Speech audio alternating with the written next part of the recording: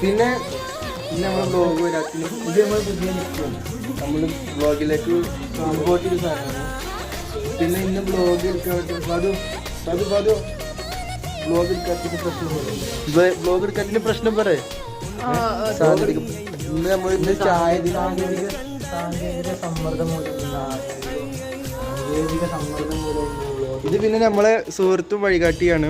ഇത് പിന്നെ ഈ സുഹൃത്തിന്റെ കസിനാണ് ഗസ്റ്റ്. പിന്നെ അത് നമ്മള് അതിന് പിന്നെ പരിചയപ്പെടുത്തിട്ട് ആവശ്യമില്ല. ഇതിന്റെ മറ്റാരാണ് എല്ലാരും ഉണ്ട്. ഇത് ചായ കുടി ആകെ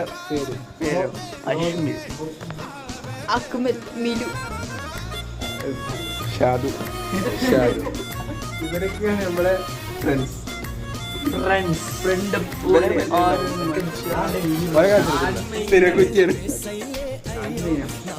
അതിനാണല്ലോ ജീവിച്ചു പോകുന്നത്. അതിനാന്റെ വ്ളോഗർ അതിനാന്റെ ചെലവിലാണ് ഈ മച്ച ജീവിക്കുന്നത്. കോടി പുണ്യം പ്രഭു